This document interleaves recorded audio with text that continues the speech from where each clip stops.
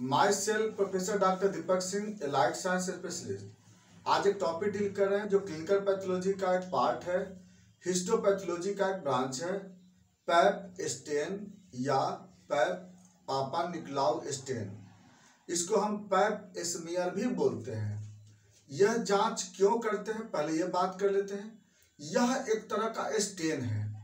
It is a type of stain in which the stain of disease cell और tissue.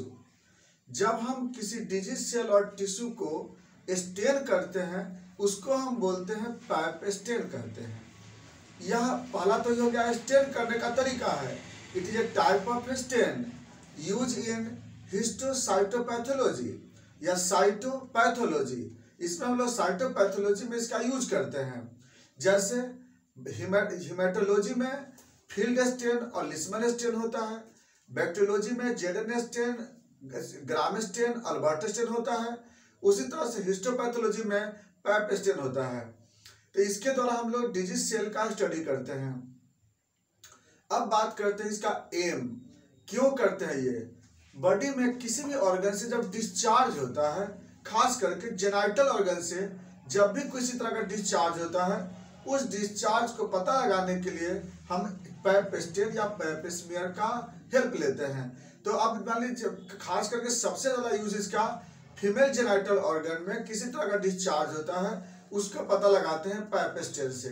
जैसे cervix polyp, cervix cancer, cervix erosion, cervical discharge, cervicitis, यानी किसी भी तरह का अगर अबनॉर्मलिटी होता है तो उस केस में हम लोग पैप स्मीयर जांच करते हैं। ये तो हो गया मेरा एम।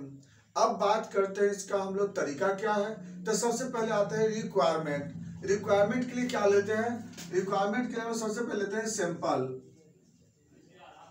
सैंपल में क्या लेते हैं हम लोग, जेनाइटल ऑर्गन से स्वाब लेते हैं या किसी जगह से डिस्चार्ज होता है वहां से स्वाब लेते हैं। उस स्वाब को क्या करते हैं हम लोग, तो स्वाब को हम लोग डायरेक्ट हम लोग स्लाइड पे ले लेते हैं। उसका कैसा प्रोसीजर होता है बता देते हैं इसको हम लोग। तो स्मीयर जो हम लोग सैंपल जो लेते हैं उसको हम लोग किसी भी जेनाइटल ऑर्गन में स्पेचुला को अंदर डाल करके और उससे हम लोग क्या करते हैं, स्वाब ले करके और इस पर स्लाइड पर हम लोग स्मेयर बना लेते हैं। यह होता है पहला होता है स्मेयर प्रिपरेशन।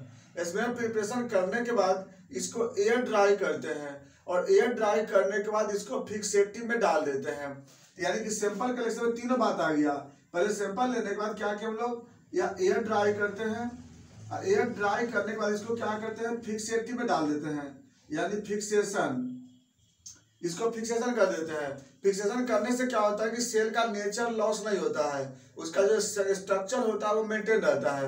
ये हो गया मेरा पहला काम। अब इसके बाद इसको लैब में भेज देते हैं। तो अब दूसरा काम क्या होता है, उसमें लैब में अल्कोहल लेते हैं और उसके बाद लेते हैं हम लोग जाइलिन और लेते हैं हीमाटॉक्सिलिन स्टेन लेते हैं, हीमाटॉक्सिलिन स्टेन लेते हैं। अब क्या करते हैं इसको हम, जब यहाँ पर स्लाइड पे जब ये फिक्सेटिव डाला हुआ था, अब हम लोग क्या करते हैं इसको हम लोग सबसे पहले डालते हैं अल्कोहल। अल्कोहल के बाद डालते हैं इसमें जाइलिन। अलग अलग तरह के परसेंटेज होता है, उसके बारे में फिर बाद में जिक्र करेंगे। इसके बाद डालने के बाद डालते हैं स्टेनिंग मटेरियल, स्टेन करते हैं। स्टेनिंग मटेरियल डालने के बाद फिर क्या करते हैं, यह मेरा स्लाइड स्टेन हो चुका होता है। स्टेन करने के बाद क्या करते हैं, इस पे हम लोग DPX डाल करके और इसको हम लोग कवर स्लिप से इसको हम लोग अटैच कर देते हैं। DPX डाल करके कवर स्लिप अटैच कर देते हैं। इससे क्या होता है कि स्मीयर कभी लॉस नहीं होता है, जितना दिन तक रह चाहेंगे उतना ही तो रख सकते हैं। इसके बाद तब माइक्रोस्कोप में इसको एग्जामिनेशन करते हैं और माइक्रोस्कोप में जिस तरह के यहाँ पर कंडीशन होगा यह रिपोर्ट में आ जाता है। अगर वहाँ पे मेटाप्लासिया होगा या फिर नियोप्लासिया है या फिर वहाँ पर मैलिग्नेंट सेल है या फिर इन्फ्लामेटरी सेल है, अब्सेस है, या जो कंडीशन होता है वह वहाँ पे हमें फाइंडिंग माइक्रोस्कोप में देख लेते हैं। और माइक्रोस्कोप में देखने के बाद फिर उसको हम लोग रिपोर्टिंग करते हैं। यानी इसके बाद क्या हो गया, फिर ऑब्जर्वेशन अंडर माइक्रोस्कोप।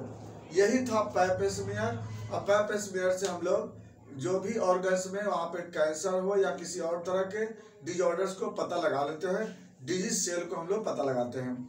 ये था पेपिस मेयर, बाकी बातें चलेंगे नेक्स्ट वीडियो में। Thanks for watching.